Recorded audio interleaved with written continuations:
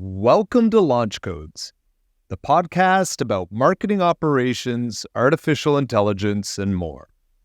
Each week, you'll hear from experts as they share insights, stories, and strategies. Welcome to episode 13. On today's episode, MQLs are overrated, employees can't resist the tech-tation of AI at work. Question from the community, we'll look at OKRs, KPIs, and other acronyms. Our AI Navigators segment, get ready for RPGPT. And in our hot takes, safe jobs might be in danger, and happy birthday, Chat-GPT. I'm your host, Joe Peters, and today I'm joined by Lauren. Let's get right into it, Lauren. What are you excited to talk about today? I'm excited about it all, Joe, but I have to say, you know me, I love a good KPI chat. Excellent. Well, I know there'll be a lot for you to share. Let's move into our first segment here on MQLs are overrated. And so last week, Daniel Murray had Steve Armanetti, Google's demand gen marketing manager, on his podcast, The Marketing Millennials. And they talked about the future of B2B marketing. And the one part that really caught our attention was the stance that MQLs are made up.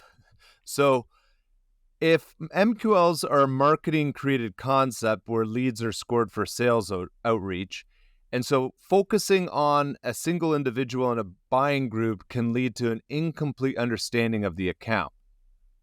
And it's important to identify the entire buying group, including individual roles and functions. And Lauren, you and I know a lot about that when we get into ABM.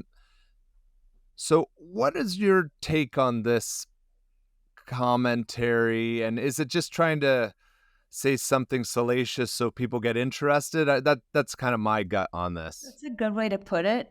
It's a symptom. It's not the disease. The reason the MQLs aren't perceived as money in the pocket of the sales team and craved instinctually are because they're misaligned, and that's a misalignment across silos in the organization around what a true MQL should look and feel like.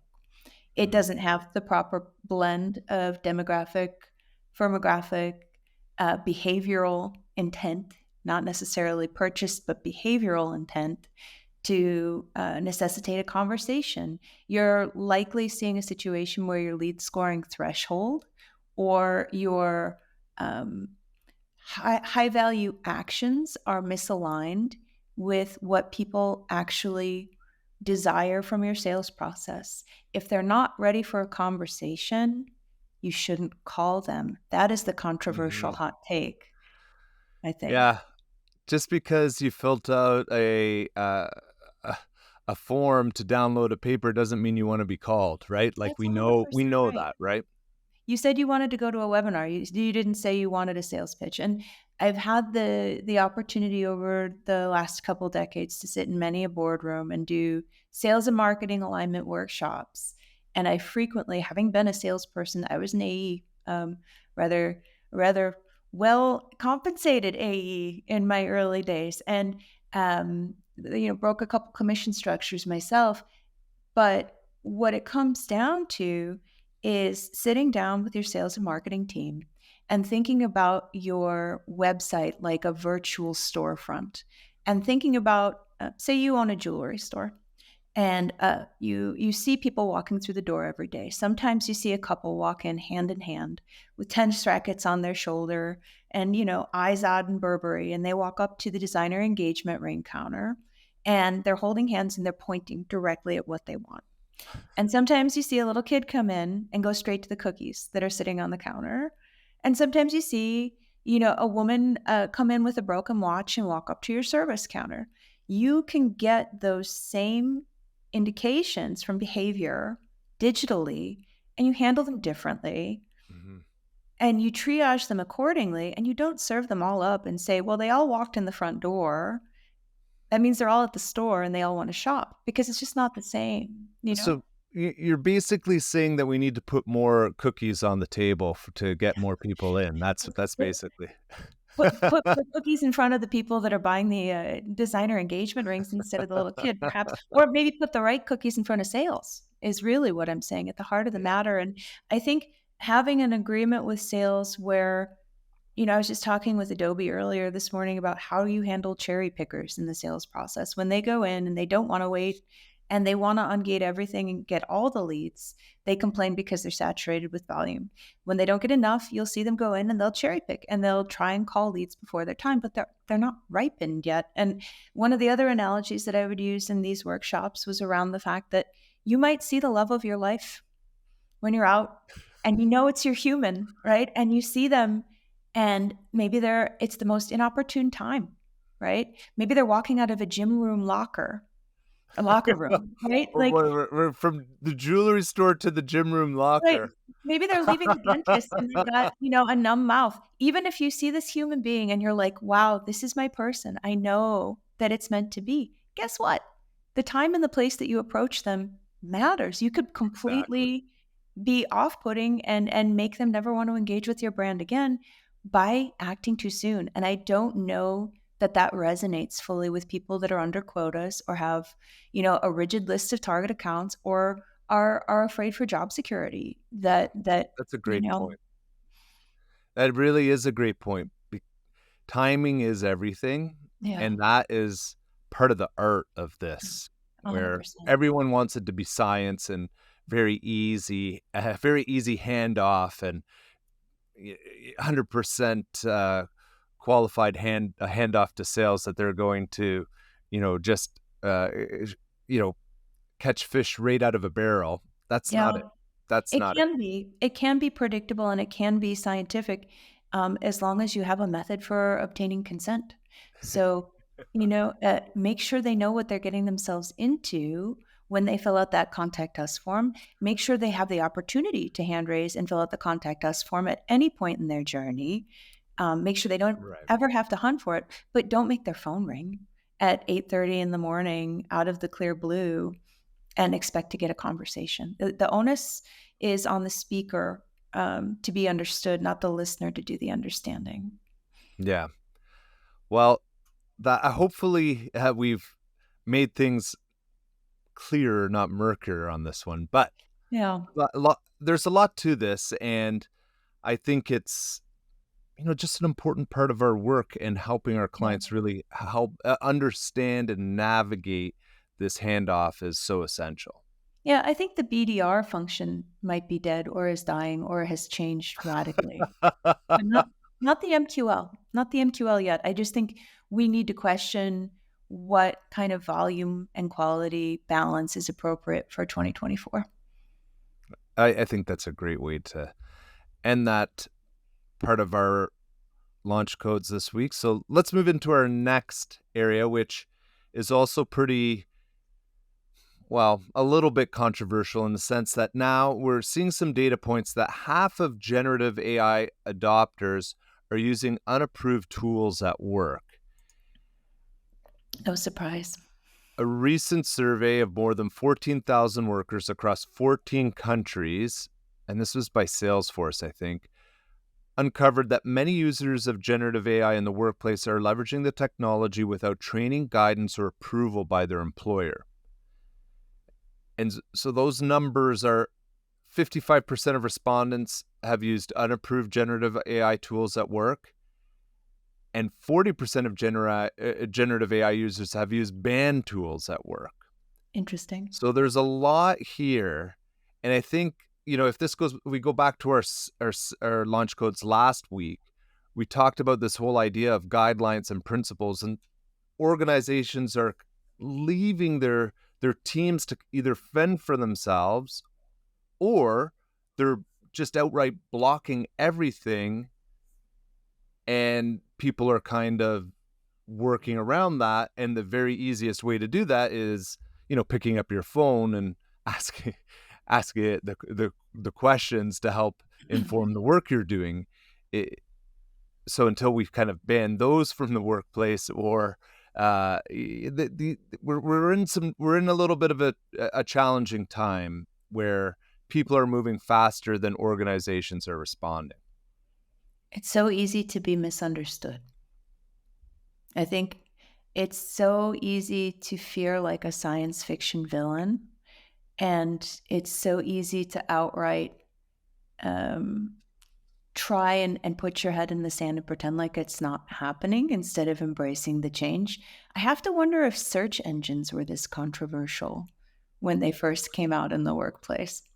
Well, yes, So I remember. Unfortunately, I can remember those times, and I was in college. I hadn't I quite gotten I to that. remember I remember well, the very first time that Yahoo was available.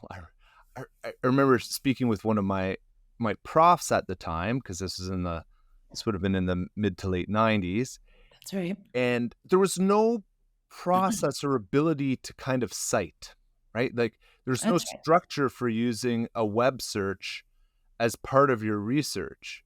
Yeah. And That's then you right. translate that to the organizations. There was no I remember social media being completely banned from the workplace, Interesting. Yeah. as well, Me right? too. That's right. If I And think back, you're right. Yeah. there's always these times where there's a lack of understanding, so it's the default move is just to block.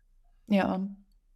But I think we're in a situation where it's gonna be slightly unblockable, in the I, sense that person everyone has a personal computer in their hand, right? that's right. And unless they're checking them in at the door, and we're acting like the NSA, uh, you know, the people are gonna be using it. So I think you kind of have to think through that. Uh, It's already baked into so many different platforms too. It's like, have you not had generative predictive text in your Gmail at work? So mhm, I think a blanket policy shows a inherent misunderstanding of the potential and a denial of the potential for innovation and market share. It was interesting to me to hear. I was speaking with a, a friend that I'd met from a Zoom kind of thought leadership event that I go to on a regular basis. And she and I met one to one to talk about AI. And she's in the process of going through an acquisition by a major fintech company.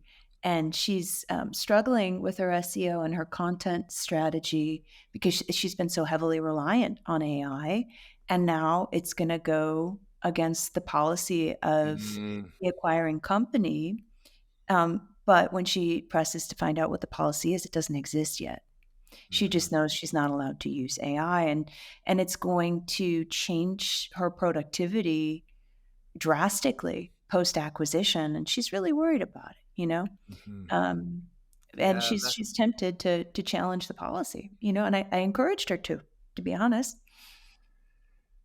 well, the politics of acquisition Always ugly. are Yes. always a challenge, and Yeah. but you know what? We're in this state of a general fear. We're in a state of rapid advancement, and it's really hard for organizations to keep up unless they're understanding and switching the story to be, this is to our benefit, That's right. right? And if this is to our benefit, then how are we enabling and using and creating boundaries? Yeah, But guardrails, but it's yeah. early adopter advantage for sure. And I think in your session, it was interesting to hear a couple different points made at Mopsapalooza. One around the fact that certain people within the organization have already probably broken through every boundary that you could imagine to set because we were waiting too long to set the protocols and Mhm, parameters. But also, I thought interesting that the only people really fit to navigate the policies and to create the policies sit in marketing ops. You know, and it's well, maybe if yeah. you have like a DevOps team, maybe if you have a really strong IT and operations team, maybe, but we're the ones I think that are most exposed. We're just at this really interesting intersection of technology and innovation and untapped business potential that Yeah. I don't think, developers or IT really care to lean into. They can choose not to yet, but we really are faced with it every day.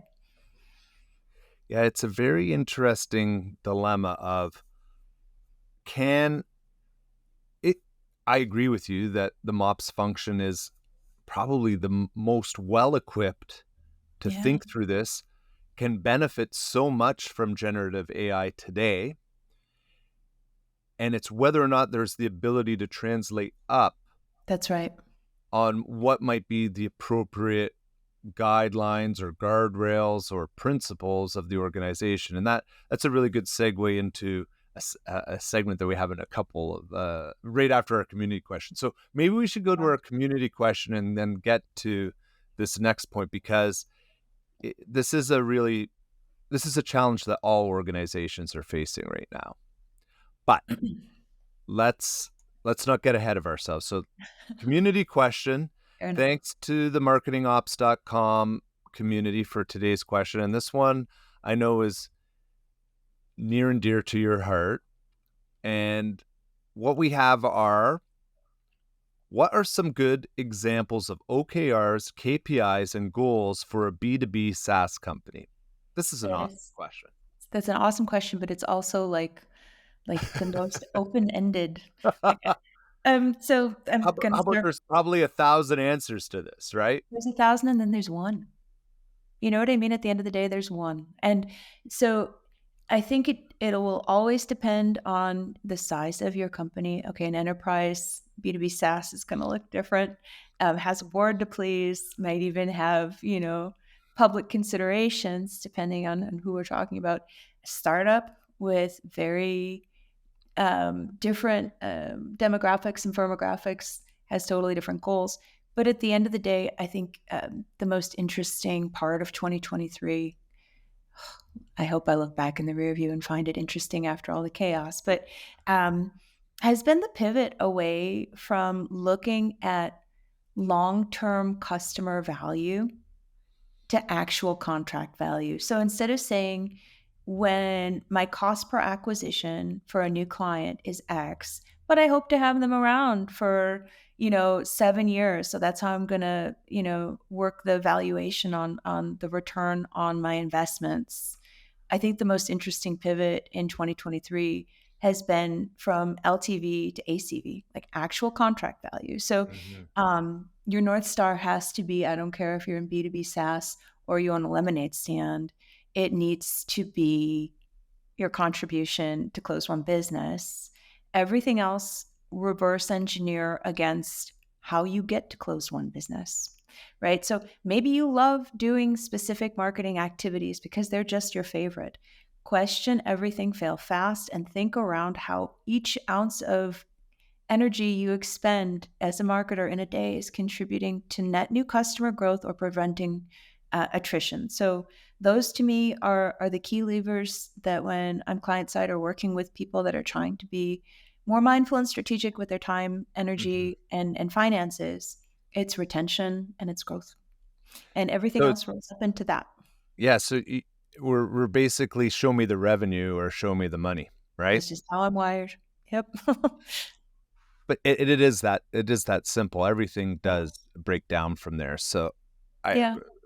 I it is there are the flavors of the month and there are the flavors of the year, and let's see what we'll get in 2024 though. I think we're going to see a lot of account based motions. I'm seeing a lot of talk around yeah, I think it's a reaction against the surplus of capital and the notion of building top of funnel as wide and as vast and grabbing as many MQLs as possible and shoving them through this machine and seeing what the output is on the other side. We just don't have that budget anymore. Mhm. And so we have to be super mindful, apply it surgically.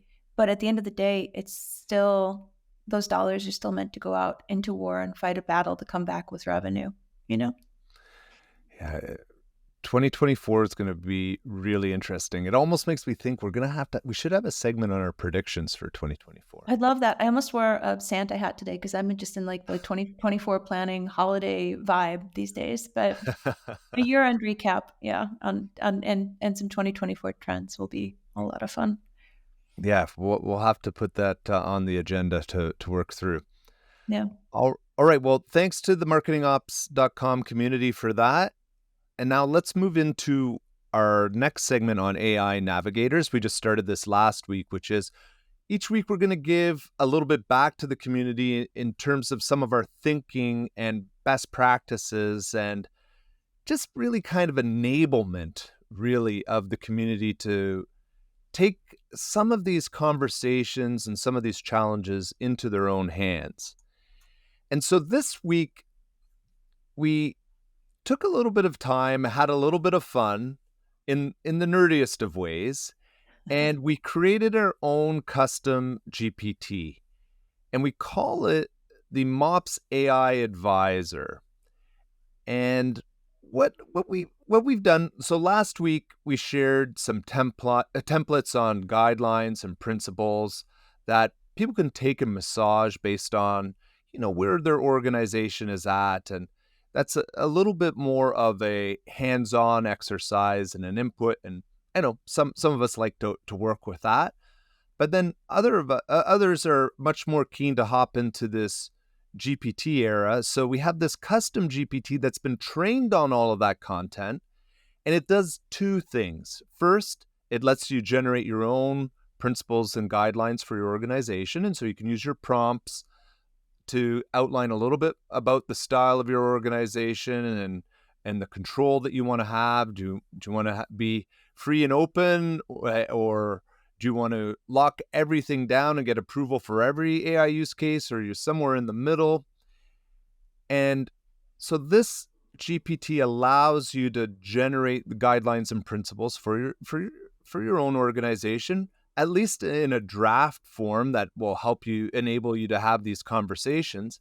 And then the second piece that I think actually could be more interesting and more helpful in the longer run is it allows you to upload through your prompt a use case for it to then say, okay, like your use case, but maybe you need to think about A, B, C, and D to make sure that you're on the right track in terms of, let's say, privacy or use of data or any of those things that we may need to temper the excitement of the community a little bit by giving a little feedback into the excitement of different AI use cases.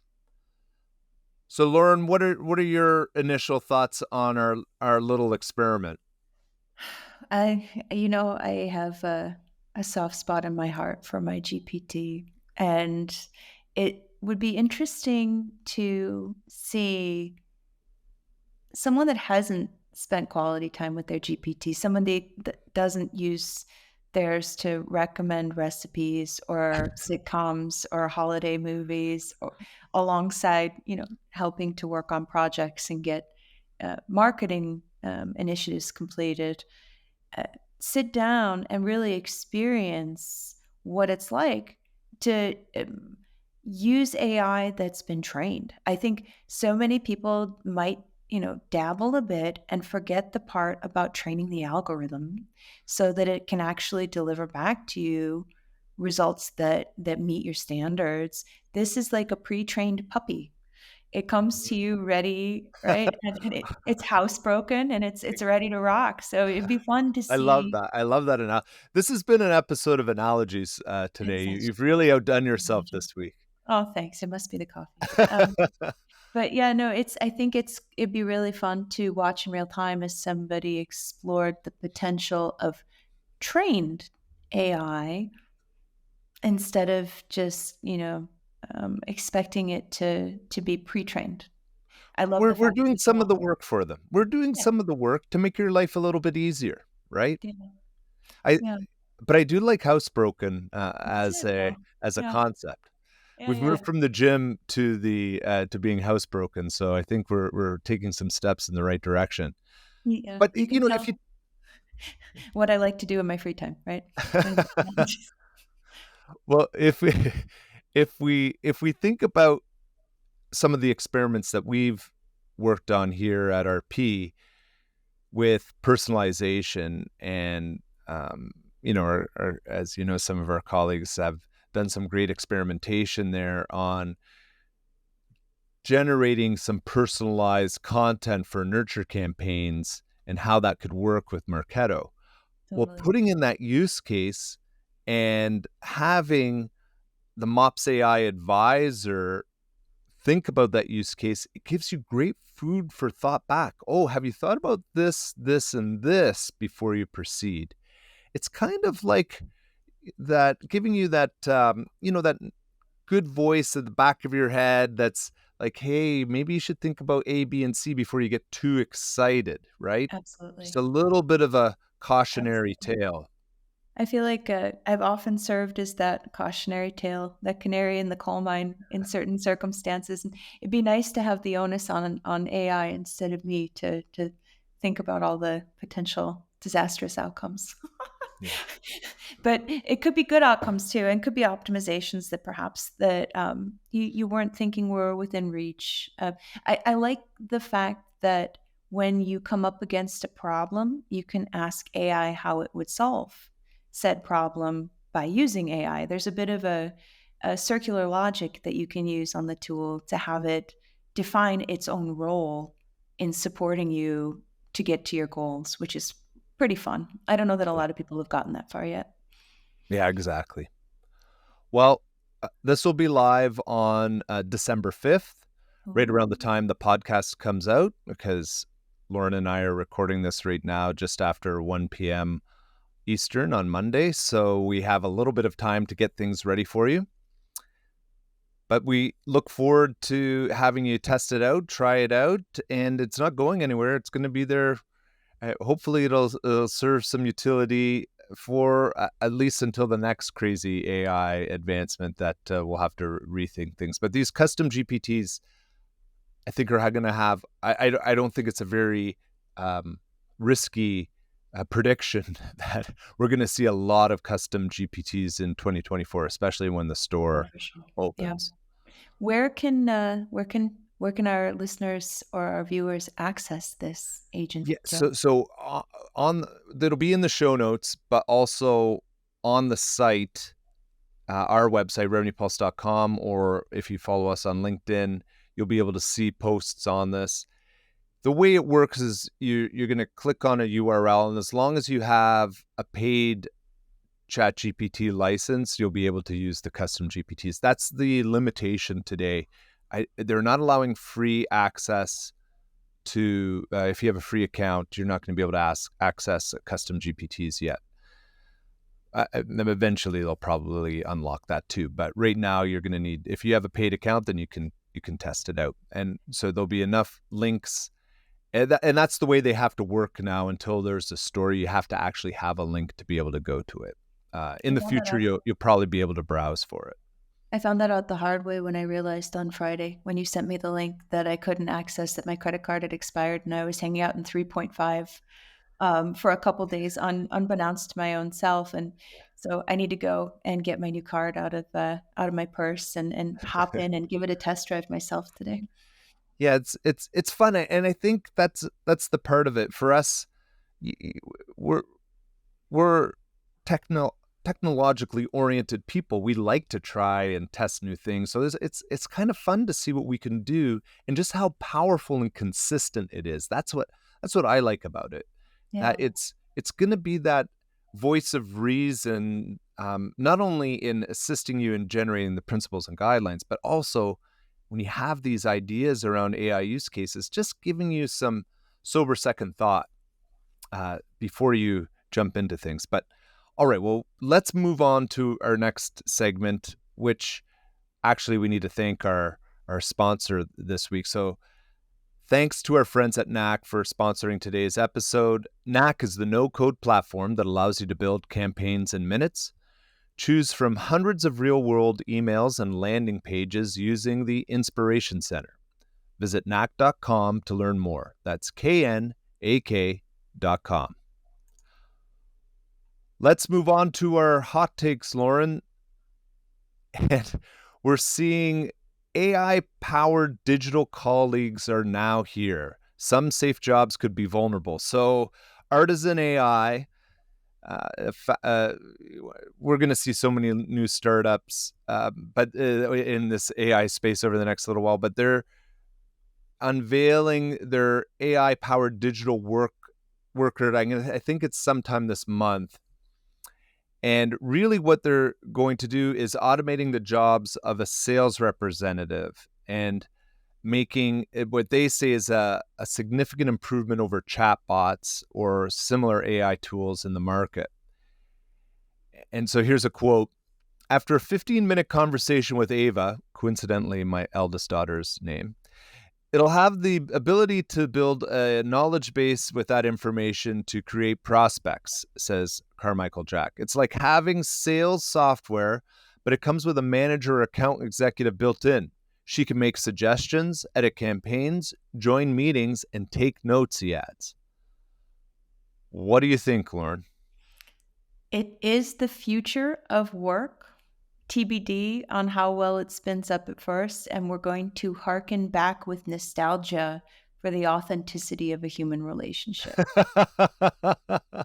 And it's going to be like the white glove service, the premium you're going to be willing to pay for a brand experience that has authenticity and human components to it.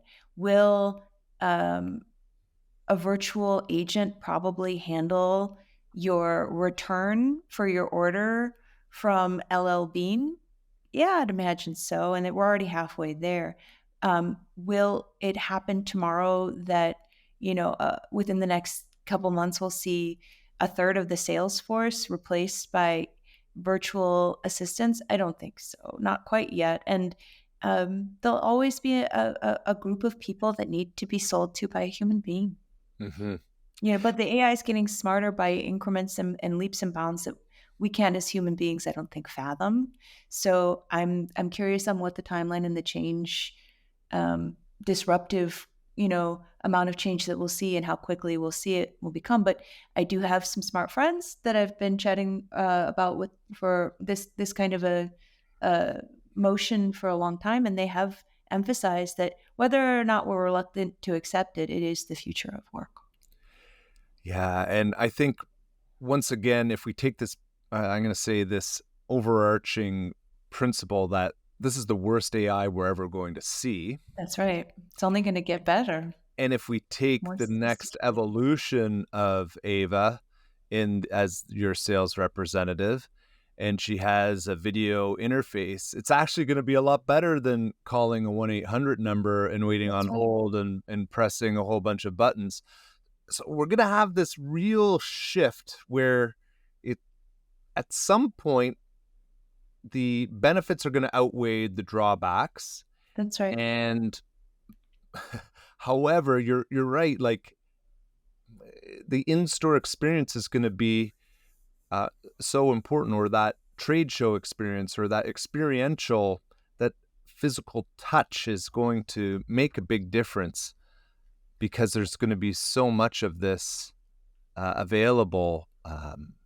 It's like when our parents didn't want to shop online.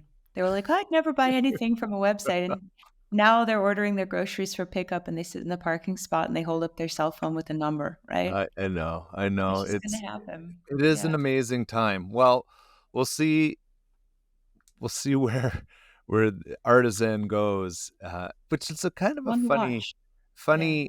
funny name for a sales representative. They've got some interesting positioning there. But all right, well, let's move on to our second hot take, and that is a happy birthday to Chat-GPT. It's really, really hard to believe that it's only been a year and how rapid the advancement has been. And I just feel like it's perfect timing to make some like Altman memes of him just looking like kind of like a little bit miffed at a party with a little party hat on, you know? I don't know.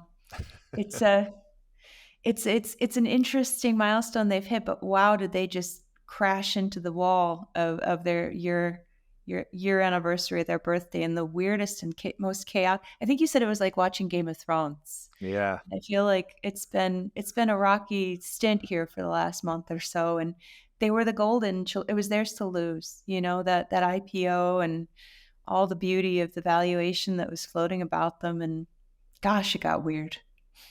Yeah, I think things have gotten back to a little bit Yeah. back to normalcy in some ways, and I think with the new board, there will be it is going to set them up differently for the future. They were just well. Let's not get into it. We've talked too much about that over the last couple of weeks, but when we Yeah. look back at the year, I'll never forget sitting waiting for my daughter's hockey practice to end, which is a Canadian dad is something you end up doing a fair bit of. And I was just killing time on my phone and saw this GPT thing come out and went on right away. And it one, I found it so amusing because I love the generative capacity of it, but it still had a lot of inaccuracies and wasn't as good. 3.5, and once it moved to 4, it was a whole other game. I thought it was a nice novelty, but and did kind of good things, but you still had to do a lot of work in cleaning things up or refining the thinking but 4 was a whole new level. Yeah. And when we kind of looked under the hood at 4 in March and in April, when May came along, and as a team we decided to think through what this meant for our business and created our little AI committee to get started. You know, it's really funny to think back to that we really didn't know anything back then. We're going to look back on these conversations and that task force, and even just when that code, that open source code, you know, changed everything. And we're gonna have feelings, strong feelings, one way or another, you know, 5, 10 years from now about how the world was changed. Mm-hmm. You know, it's a interesting moment in history to have witnessed at the front lines, and here's hoping it makes for a better society for us all. You know, Yeah. we'll see. Well, I I did see a trailer, and I'm gonna forget the name of it now, but it was a movie where AI was not the villain. For So, once, yeah. so one out of 100, or the AI could be uh, something that we all end up liking and seeing the benefits of. Yeah. Maybe it's like But Loki. Like he seems like a villain at first, but by the end of everything, he's sitting at the center of it all, right? who knows? Well, it's all we can say is that 2024 is going to be really interesting, and the pace is not slowing, and the competition is heating up. And with Google Gemini now being pushed another month out till January, we'll see what we get there, and it could be another interesting moment for us to think about for 2024. Indeed. All right. Well, let's move on to our pairing segment. Sounds And this week, uh, I thought we'd have a little bit of breakfast to go along with your coffee. So nice. our Nice. our artist this week is Japanese breakfast.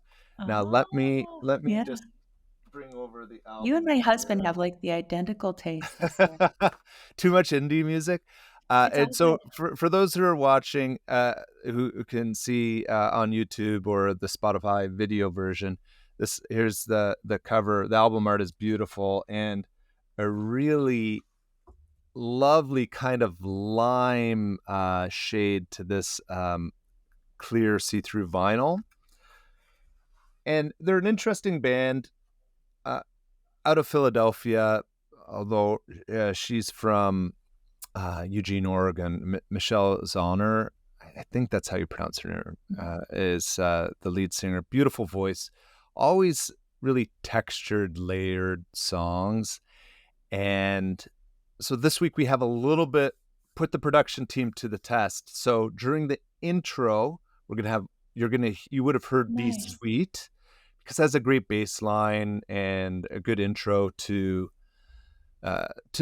launch codes this week. But at the end, little spice for the end will be Paprika, and that'll be at the end of the show. And so for those of you just hearing this launch code as your first one, we at the very end of the segment we play a minute or so of the track so you can hear it for yourself as a kind of long extended outro.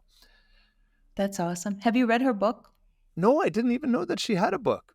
My husband loves it. It was sitting on our coffee table for the better part of the end of last year, and I think it's called Crying in H Mart. But it talks about her experience, as a first generation American. It's super interesting. Oh, beautiful. Yeah. Well, you'll have to send me a photo of that so I can track it down and have a look. I'm a big fan. Her voice she really shows off her voice in Paprika. Yeah. You'll hear that. But yeah, so how are we pairing our Japanese breakfast with coffee today? So today we have the Arbuckles coffee. It's the Mexicali blend. It's their Mm. most noteworthy, I would say. And what's interesting is it has a sweet start and a little bit of a spicy finish. But what's the most interesting, I think, is the history of the company. Um, before uh, this company existed, people would buy coffee green and roast it in a skillet themselves. But two brothers at the end of the Civil War in the 19th century initiated the concept of roasting coffee and sealing it up in 1 pound packages so you didn't have to do that. And so it's called the original cowboy coffee. It's a Tucson local original. You'll even find an Arbuckles in the Tucson airport, which is super adorable. But yeah, it's perfect at the holidays. It's got some sweet, it's got some spice, and I had to feature it. Well, it's a perfect pairing for the Japanese breakfast because we're starting with Be Sweet and ending with Paprika. I don't know, this is pretty fortuitous in terms of our combo today for our pairing. It could be the best pairing we've had, to be I think honest. there's some serendipity here. When you mentioned it was Japanese breakfast and that it was sweet and paprika, I'm like, these notes are spot on. I dig That's it. awesome. Well, thanks, Lauren, and thanks to our listeners for listening this week. Be sure to subscribe, rate, and review. You can find us on Spotify, YouTube, and Apple. And stay connected with us on LinkedIn or by joining our newsletter using the link in the description. And as always, thanks, Mom, for watching. See you next week. Take care.